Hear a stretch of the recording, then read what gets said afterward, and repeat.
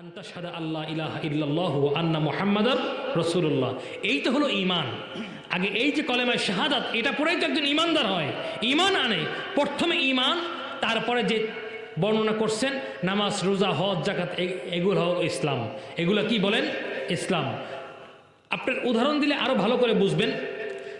ইতালির সম্রাট ছিলেন, যারা ইতিহাস নিয়ে লেখাপড়া করছেন তারা জানেন, নেপোলিয়ন বোনাপার্ট ছিলেন ইতালির সম্রাট। সে যখন মৃত্যুবরণ করছে, অনেকে ধারণা করছেন যে সে ঈমান আনছে, কিন্তু কোনো আলেমগণ কেউ তাকে মুসলমান হিসেবে বলেন নাই। কেন? কারণ তার ঈমান আনাটা সে ব্যক্তিগতভাবে আনছেন, কিন্তু সেটা কোনোদিন সে প্রকাশ করেন নাই। সে কোনোদিন নামাজ পড়ছেন কিনা, সে হজ করছেন কিনা, সে যাকাত দিছেন কিনা, এটা কোনোদিন প্রকাশ করা হয় নাই। এই জন্য তাকে ঈমানদার বলা যেতে পারলেও মুসলমান হিসেবে আখ্যায়িত করা যাবে। হোমিওপ্যাথিক ঔষধ আবিষ্কার করছে, তার নাম কি? হ্যানিম্যান। নাম কি? হ্যানিম্যান। হ্যানিম্যান যখন তিনি দুনিয়া থেকে ইন্তেকাল করছেন, এত বড় একজন ডক্টর ছিলেন, এবার তার ঘরে তিনি কি কি রেখে গেছেন এইটা তল্লাশি করতে অনেক মানুষ সেখানে গিয়ে জড়ো হয়েছে। এবার দেখতেছে যে তিনি কি কি দুনিয়ার মধ্যে রেখে গেছেন। দেখতে দেখতে হঠাৎ করে দেখতেছে যে তার ঘরের ভিতরে খুব যত্নের সাথে রাখা একটা কোরআন শরীফ, এরপরে জায়নামাজ, টুপি, তসবি, এগুলো রাখা আছে সেখানে। এটা দেখে সকলে ধারণা করছে যে না, হয়তো এই ব্যক্তি ঈমান আনছিল, কিন্তু তাকে মুসলমান হিসেবে প্রচার করা যাচ্ছে না, এই জন্য যে সে কোনোদিন এটা প্রকাশ করতে পারে নাই। আল্লাহ রাব্বুল আলামিন বলছেন, ইয়া আইয়ুহাল্লাযীনা আমানু দুখুলু ফিস সিলমি কাফা। তাহলে আমরা জানতে পারি যে আগে হলো ঈমান, ঈমান আনার পরে একটা মানুষ হয় মুসলমান। ঠিক কিনা বলেন? ঈমান আনতে হলে তাহলে কি করতে হবে? আল্লাহ রাব্বুল আলামিন বলছেন, ইন্নামাল মুমিনুনা আল্লাযীনা আমানু বিল্লাহি ওয়া রাসূলি। আল্লাহর প্রতি ঈমান আনতে হবে, রাসূল সাল্লাল্লাহু আলাইহি ওয়াসাল্লামের প্রতি ঈমান আনতে হবে। তা আল্লাহর প্রতি ঈমান এটা কেমন? দেখেন, আল্লাহর প্রতি ঈমান আনা, এখানে কোনো দলিলের প্রয়োজন হয় না। এখানে কোনো দলিলের প্রয়োজন হয় না। আল্লাহর প্রতি ঈমান আনতে কোনো দলিলের প্রয়োজন হয় না। দেখবেন, আল্লাহরে কিন্তু হিন্দুরাও মানে। আল্লাহকে হিন্দুরা স্বীকার করে কি না? আল্লাহকে হিন্দুরা ভগবান বলে স্বীকার করে। আল্লাহরে খ্রিস্টানরা স্বীকার করে, গড বলে। আল্লাহকে প্রত্যেকটা ধর্মে স্বীকার করে, কিন্তু যে কুল হুয়াল্লাহু আহাদ, আল্লাহ যে এক, এইটা তারা মানে না। ঠিক কিনা বলেন? যারা আল্লাহকে মানে তাদের মধ্যে আল্লাহ যে এক, কুল হুয়াল্লাহু আহাদ, এটা আল্লাহকে তারা মানে না। অথচ পবিত্র কালামুল্লাহ শরীফের মধ্যে আল্লাহ তাআলা আমাদেরকে স্পষ্টভাবে জানিয়ে দিয়েছেন যে লাউ কানা ফীহিমা আলিহাতুন ইল্লাল্লাহু লাফাসাদাতা। যদি আমি এক আল্লাহ ছাড়া দ্বিতীয় অন্য কোনো আল্লাহ থাকতো, তাহলে তামাম পৃথিবী বহুত আগেই শেষ হয়ে যেত। ঠিক কিনা বলেন? যদি মনে করেন দুইজন আল্লাহ হইতো, এক আল্লাহ বলতো আরেক আল্লাহকে যে তোমার কথা মতো এই পাশ থেকে এতদিন পূব দিক থেকে সূর্য উঠছে, আমি এবার পশ্চিম দিক থেকে উঠাবো। এই বাতাস আসতেছে দক্ষিণ দিক থেকে, আমি বাতাস উত্তর দিক থেকে নেব, পশ্চিম থেকে নেব। এইভাবে করলে এই পৃথিবীর এত সুন্দর শৃঙ্খলা থাকতো? কি বলেন? থাকতো না। আল্লাহ রাব্বুল আলামিন যে এক, এটা স্বীকার করতে কোনো দলিল লাগে? কি বলেন? কোনো দলিল লাগে? আমাদের প্রত্যেকের মধ্যে আল্লাহ রাব্বুল আলামিন অটোমেটিক্যালি আমাদের নিজেদের ভিতরে একটু চিন্তা করলেই দেখা যায় যে আল্লাহ রাব্বুল আলামিন যে একজন ওয়াহিদ, এটার কোনো মানে এই চিন্তা ছাড়া বাইরে যারা চিন্তা করে তারা সত্যিকার অর্থে নির্বোধ, তাদের মধ্যে বাস্তবিক কোনো জ্ঞান থাকতে পারে না। আল্লাহই তো বলে দিয়েছেন, কুল হুয়াল্লাহু আহাদ আল্লাহুস সামাদ লাম ইয়ালিদ ওয়া লাম ইউলাদ ওয়া লাম ইয়াকুল লাহু কুফুয়ান আহাদ। যে আল্লাহ এক, আল্লাহর সমকক্ষ আর কেউ নাই। আল্লাহ কারো মুখাপেক্ষী হন? আল্লাহ থেকে কেউ জন্ম হয়েছে? আল্লাহ কারো থেকে জন্ম হয়েছে না। আল্লাহ হলেন ওয়াহিদ, তিনি এক। তিনি আগেও এক ছিলেন, এখনো এক আছেন, আজীবন তিনি একই থাকবেন। ঠিক কিনা বলেন? এই বিশ্বাস আমাদের মধ্যে আছে তো?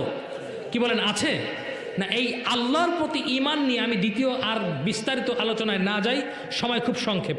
এখন আসেন রাসূল সাল্লাল্লাহু আলাইহি ওয়াসাল্লামকে নিয়ে বর্তমানে যেটা চলে। রাসূল সাল্লামের শান মান ইজ্জাতকে নিয়ে বর্তমানে সমস্যা আছে না নাই? কি বলেন, আছে না নাই? আছে। বর্তমানে রাসূল সাল্লামকে নিয়ে যে ধরনের বাজে মন্তব্য করা হয়, সেই বাংলার জমিনে বসে বাংলার মুসলমান সেটা নীরবে সহ্য করে। আসলে তা নয়।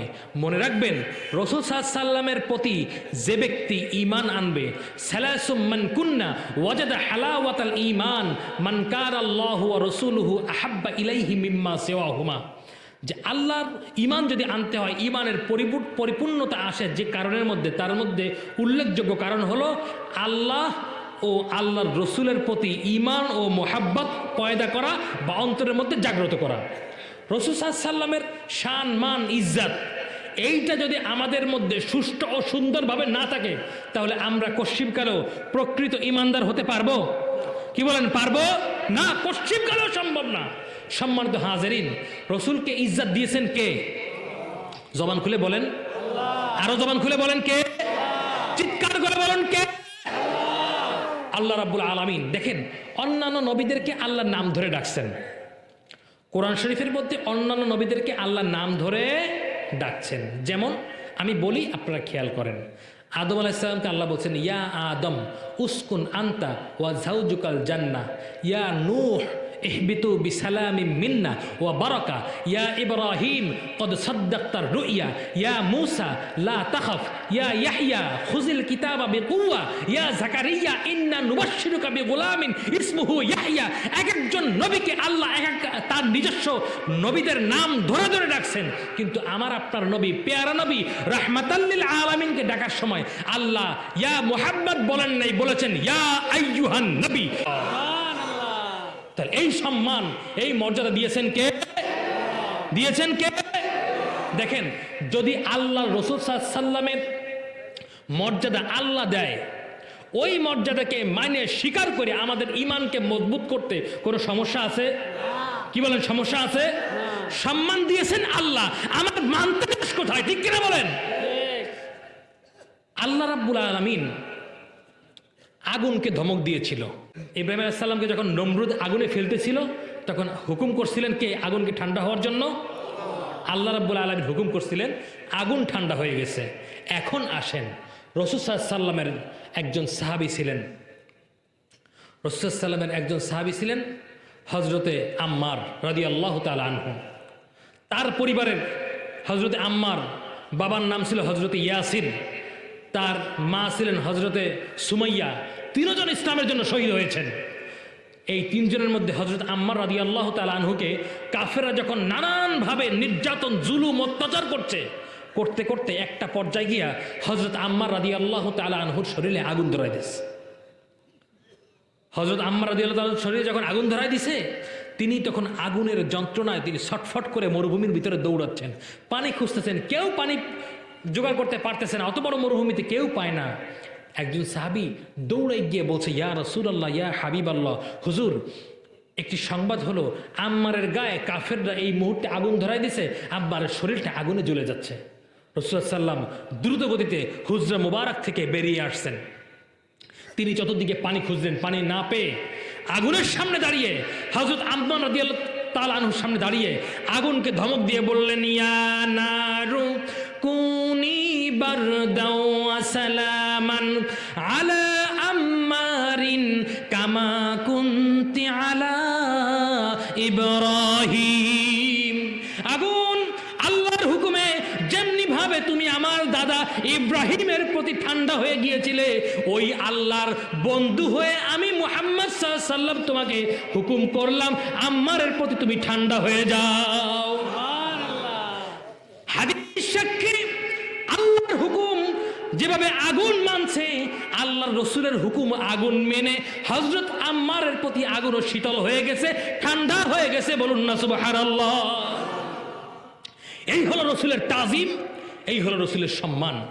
এই যে আমি প্রথমে মুনাফিকের কথা বললাম কেন? আমার আলোচনা তো ছিল ঈমানের বিষয়।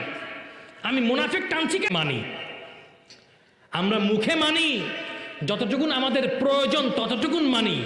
কিন্তু ওই যে সাহাবায়ে কেরামের কথা বলেছি, যে সাহাবীদের মতো করে ঈমানদার হতে হবে।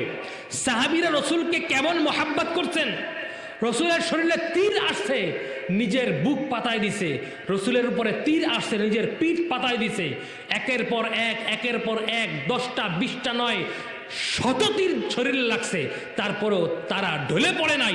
রসুলেরকে রক্ষা করার জন্য, রসুলকে হেফাজতের জন্য নিজের জীবন বিলাই দিছে রসুলের সাহাবীরা। উসুদুল গাবা ফি মারিফাতি সাহাবা 7ম খণ্ড 101 নম্বর পৃষ্ঠার হাদিস। হযরত ওমর রাদিয়াল্লাহু তাআলা আনহুর জামানায় যুদ্ধের জন্য খালেদ সাইফুল্লাহ ছিল। ওমর রাদিয়াল্লাহু তাআলা আনহুর সময় বীর মুজাহিদ যোদ্ধা ছিলেন। তাকে পাঠায় দেওয়া হলো যে খালেদ সাইফুল্লাহ, আমার পক্ষ থেকে আজকের সেনাপতির দায়িত্ব তুমি পালন করবে, যাও আমার পক্ষ থেকে তুমি চলে যাও সেনাপতির দায়িত্ব পালন করার জন্য।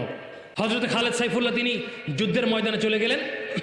তার মাথায় ছিল লোহার একটা টুপি, শিরস্ত্রাণ, যেটা যুদ্ধের সময় পড়ে। সে যুদ্ধ করতেছে, প্রচন্ড যুদ্ধ চলতেছে।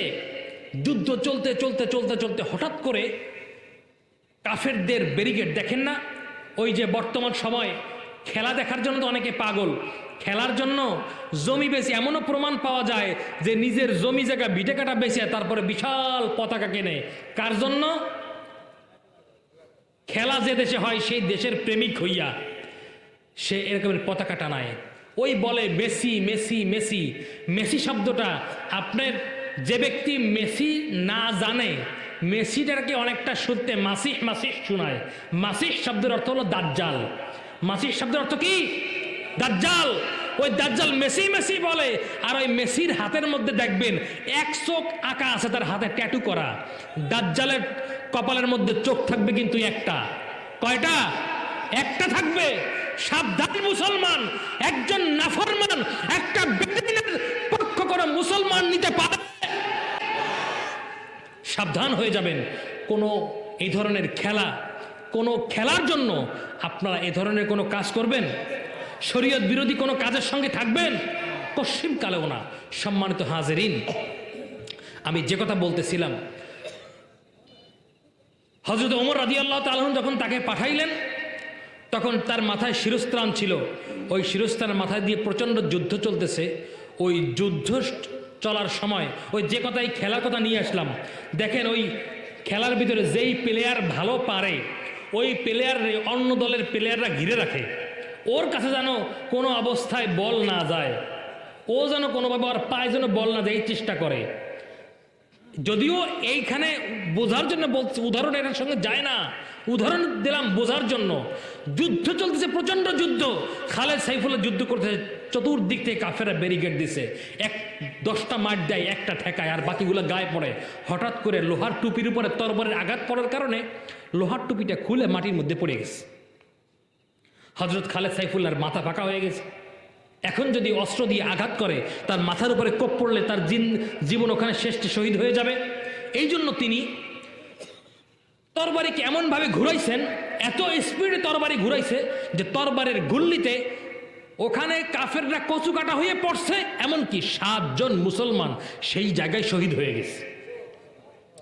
হযরত ওমর রাদিয়াল্লাহু তাআলা আনহুর কাছে এই খবর চলে আসলো, আমিরুল মুমিনিন, আপনি এমন মানুষকে আমাদের আমির বানায় পাঠাইছেন, এমন মানুষকে এই যুদ্ধের সেনাপতি বানায় পাঠাইছেন, সে নিজে 7 জন মুসলমানকে শহীদ করছে।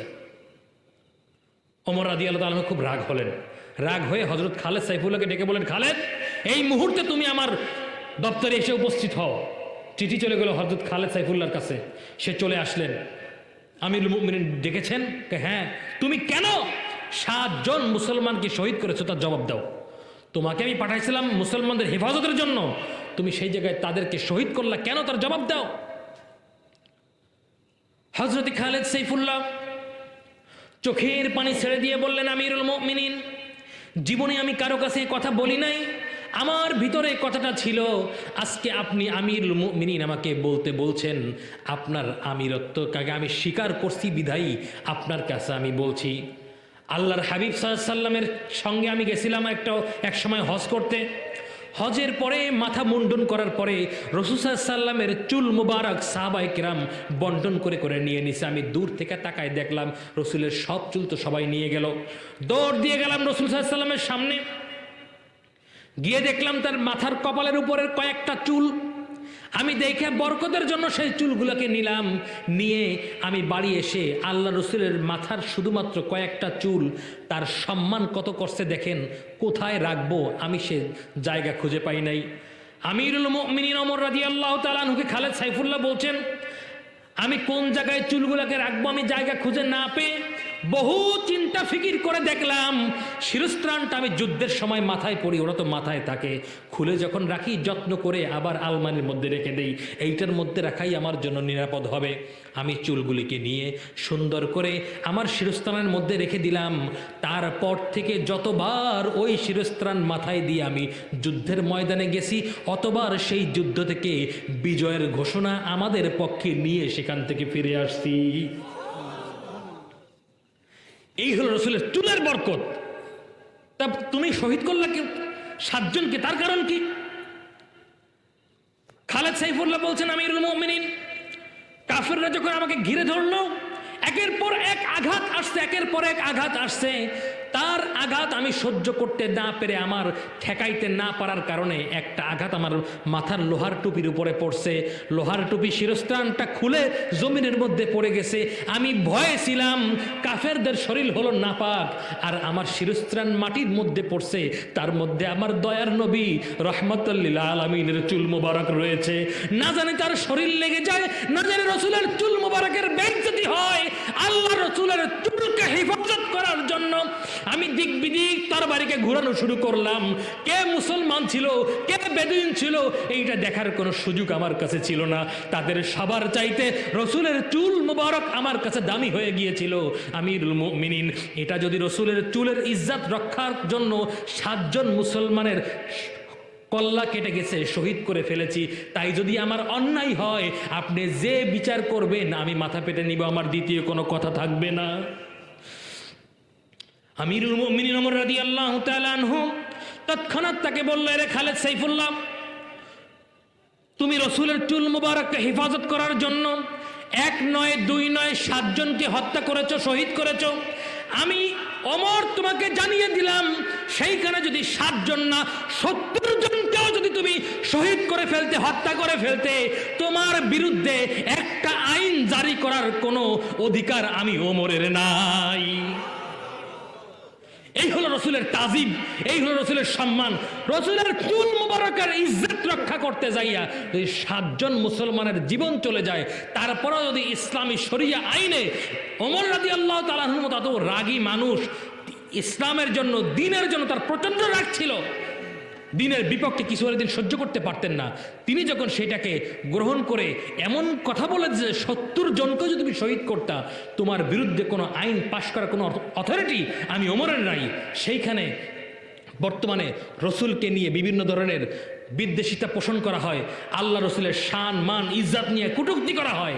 সেই জায়গায় যদি কোরআনের আইন জারি থাকতো, কোনো মানুষ যদি সেটাকে হত্যা করত, তাহলে কোনো মানুষের এখানে কোনো আইনে তার কোনো বিচার এটা কশ্চিনকালে হওয়া সম্ভব ছিল।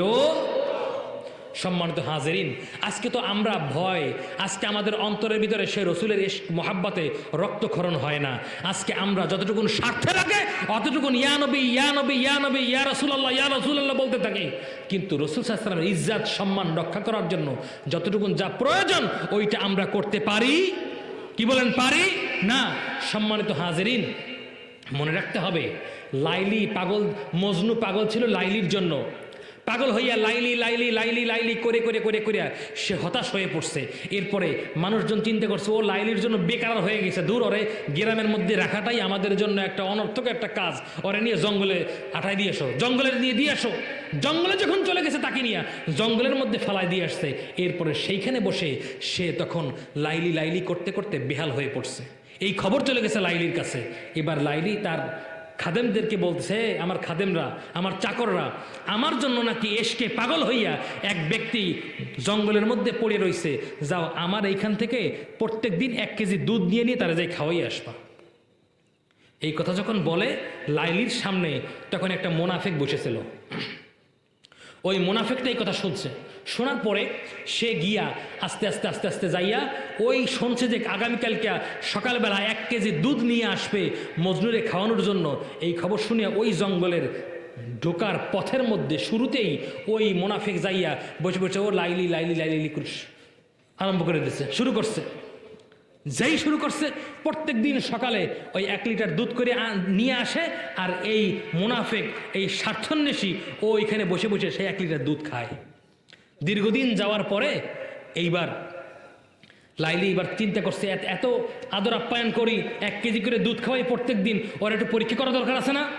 কি বলেন, পরীক্ষার দরকার আছে না? পরীক্ষার দরকার আছে। এবার এই লাইলির একটা, এবার আর দুধ দেয় নাই, দুধের পাত্রের মধ্যে একটা ছুরি দিয়া এবার বলছে যাও, যাইয়া তারে বলবা যে তোমার লাইলির রক্তের খুব প্রয়োজন, সে তোমার থেকে একটু রক্ত চাইছে, তুমি যদি তোমার লাইলির একটু রক্ত দাও, তোমার লাইলি তোমার উপরে খুশি হবে। এবার ওই ছুরি আর ওই দুধের পাত্র নিয়ে আসছে। আসার পরে ওই পথের মধ্যে বসে আবার লাইলি লাইলি করে পাগল হয়েছে। এবার আসা ওই চাকরে বলতেছে, তোমার লাইলি আজকে তোমার এই পাত্রটা দিয়েছে, পাত্রের মধ্যে একটা চাকুও দিয়ে দিয়েছে, তোমার কাছে তোমার লাইলি আজকে একটা রক্ত চাইছে, তার রক্তের খুব প্রয়োজন, একটু রক্ত দাও, তোমার লাইলি রক্তটুক পাইলে তোমার প্রতি সন্তুষ্ট হবে। এবার তার লাইলি লাইলি বন্ধ হয়ে গেছে, লাভ দিয়ে উঠছে। হ্যাঁ, 1 কেজি দুধ তুই খেয়ে ফেলছিস, দুধকে আগে দুধ দে। না, দুধ পাঠায় নাই, আসলে তোমার কাছে রক্ত চাইতে এই পাত্রটা পাঠাইছে। এবার গা ঝাড়তেছে, বলতেছে আমি রক্ত দেওয়ান্যে মজনু, আমি দুধ খাওয়ান্যে মজনু, আমি রক্ত দেওয়ার মজনু। যদি রক্তই নিতে হয় তাহলে জঙ্গলের ভিতরে যায়, জঙ্গলের ভিতরে রক্ত দেওয়ার মজনু কাঁদতেছে। এবার যখন জঙ্গলের মধ্যে গেছে, যাওয়ার পরে ওই জঙ্গলের ভিতরে যাই দেখে লাইলি করতে করতে একটা লোক বেহুশ হওয়ার মতো অবস্থায় একদম অসুস্থ হয়ে শুয়ে পড়ছে। তারপরে গিয়ে বলতেছে, ভাইরে একটু ওঠো, তোমার লাইলি তোমার জন্য, তোমার কাছে পাত্রটা পাঠাইছে, রক্ত চাইছে। তখন সে উঠে নিজের শরীর কাটে রক্ত দিয়ে বলছে যে আমার অনেক দিন কিছু খাইনি, আমার লাইলিরে বরবা, আমার তো আর তেমন শরীরের কিছু নাই, আমার সাধ্য অনুযায়ী যতটুকুন পারলাম রক্ত দিলাম, আমার লাইলি যেন এইটুক পাইয়েই খুশি থাকে। সম্মানিত হাজেরিন, যদি আশেক হইতে হয় তো রক্ত দেওয়ার আশেক হইতে হবে, ওই দুধ খাওয়ার আশেক, স্বার্থবাদী আশেক, রসুলের নাম ভাঙ্গাইয়া এই রকমের আশেক হওয়ার চাইতে আমাদের দুনিয়ায় থাকার থেকে না থাকা অনেক ভালো, ঠিক কিনা বলেন? সম্মানিত হাজেরিন, এজন্য মনে রাখবেন, আমাদের জীবনের চাইতে ভালোবাসার মানদণ্ড হবে আমাদের দয়ার নবী রহমাতুল্লাহ আলাইহি। রাজি আছে না নাই? কি বল, রাজি আছে না নাই? হাদিসে পাকের মধ্যে স্পষ্ট এসেছে, সহিহ সনদের হাদিস, আল্লাহ রাসূল সাল্লাল্লাহু আলাইহি ওয়াসাল্লাম বলছেন, লা ইউমিনু আহাদুকুম হাত্তা আকুনা আহাব্বা ইলাইহি মিন ওয়ালিদিহি ওয়া ওয়ালাদিহি ওয়ান নাসি আজমাইন। যতক্ষণ পর্যন্ত তুমি তোমার সন্তান সন্ততি থেকে টাকা পয়সা, অর্থ করি, পুত্র পরিজন, বাপ মা, ভাই বোন, ধন দৌলত, সব কিছু থেকে এমনকি নিজের জীবনের চাইতে আমি রসুলকে বেশি মোহাব্বত না করবা, অতক্ষণ পর্যন্ত তুমি পূর্ণ ঈমানদার হতে পারবা। কি বল, অতক্ষণ পর্যন্ত পূর্ণ ঈমানদার হওয়া যাবে না। এখন আসেন, আমি যে আয়াতখানা আপনাদের সামনে তেলাওয়াত করেছিলাম, আমাদের ছোট্ট একটা কথা, আয়াতের অংশ বিশেষ আমি আপনাদের সামনে মাত্র বর্ণনা করেছি। আল্লাহ রাব্বুল আলামিন বলছেন যে আল্লাহর প্রতি ঈমান এবং রসুলের প্রতি ঈমান আনলে সে পূর্ণ ঈমানদার, এবং নিজের ধন দৌলত, অর্থ করি, সম্পদ দিয়ে, নিজের জীবন দিয়া ইসলামের জন্য যে কাটাইতে পারে সে কি বলেন, পূর্ণ ঈমানদার। সম্মানিত হাজিরিন, যে কথা বলতেছিলাম, তাহলে এই ধরনের আশেকে রসুল, রসুলের এশক, রসুলের মোহাব্বত অন্তরে জাগ্রত করার দরকার আছে না নাই? কি বলেন, আছে না নাই? তা আসেন আজকে ওই রসুল সাল্লাল্লাহু আলাইহি ওয়াসাল্লামের কোনো বিষয় নিয়ে কোনো বিদ্বেষিতা আমাদের মধ্যে থাকবে? কি বলেন, থাকবে? কি বলেন, থাকবে? রসুল সাল্লাল্লাহু আলাইহি ওয়াসাল্লামকে নিয়ে কোনো বিদ্বেষিতা আমাদের মধ্যে থাকবে না। সম্মানিত হাজিরিন, আসেন দীর্ঘ সময় আলোচনা করব না। এরপরে আমার ছোট চাচা রহমতপুর ফাজিল মাদ্রাসার প্রিন্সিপাল উনি আসবেন। আব্বা হুজুর রহমাতুল্লাহ এই এলাকায় দীর্ঘদিন আসছেন, তার সন্তান হিসেবে আমি আসছি। আপনাদের ভালোবাসায়, আপনাদের আন্তরিকতায় আমি আসলে খুবই ধন্য হয়েছি। আল্লাহ রাব্বুল আলামিন এর উত্তম জাযা আপনাদের সকলকে দান করুন। সকলে বলুন আমিন। ربنا ظلمنا أنفسنا وإن لم تغفر لنا وترحمنا لنكونن من الخاسرين ربنا آتنا في الدنيا حسنة وفي الآخرة حسنة وقنا عذاب النار رب ارحمهما كما ربياني صغيرا رب ارحمهما كما ربياني صغيرا। আল্লাহ তাআলা আমরা আজকে একতাবদ্ধ হয়ে তোমার হাবিবের হাদিসের ভাষায় ঘোষিত জান্নাতের ফুলের বাগানের মধ্যে একত্র হইলাম। আল্লাহ, তুমি আমাদের সকলের হাত দুখানিকে কবুল করে নাও। তোমার দরবারে ফরিয়াদ করি আল্লাহ, মুসলমানের মতো মুসলমান আমাদেরকে না বানায় আল্লাহ কাউকে তুমি অন্ধকার কবরের ডাক দিও না আল্লাহ। আমরা যারা হাত উঠাইছি আমাদের উপর থেকে আসমানি জিসমানি কাহারি গজবি নাজবি বালা মুসিবত দূর করে দাও। আসমানি বালা আসমানে তুলে নাও, জমিনি বালা জমিনে দাফন করে দাও। সহি সালামত নিরাপদে জীবন যাপন করে আখিরি দম কলেমার সঙ্গে বিদায় হওয়ার তৌফিক নসিব করে দাও। আয় আল্লাহ তাআলা, রহমতপুর দরবারের মরহুম হজরত পীর সাহেব শাহ মোহাম্মদ শহীদুল্লাহ রহমতুল্লাহ আলাইয়ের আবাদকৃত এই এলাকা, আল্লাহ এই এলাকার মানুষ আজ পর্যন্ত তোমার অলিকে যে মোহাব্বত করে, যে ভালোবাসা বহিঃপ্রকাশ আজকে দেখিয়েছে আল্লাহ, তাদের সকলের জন্য তোমার দরবারে ফরিয়াদ করি আল্লাহ, এই এলাকার প্রত্যেকটা মানুষ তোমার অলিকে যেইভাবে মোহাব্বত করছে তুমিও তাদেরকে সেইভাবে মোহাব্বত করে আখিরি দাম কলেমার সঙ্গে বিদায় হয়ে যাওয়ার তৌফিক নসিব করে দাও। রব্বানা তাকাব্বাল মিন্না ইন্নাকা আনতাস সামিউল আলিম ওয়া তুব আলাইনা ইন্নাকা আনতাত তাওয়াবুর রহিম। وسلام على المرسلين والحمد لله رب العالمين. السلام عليكم.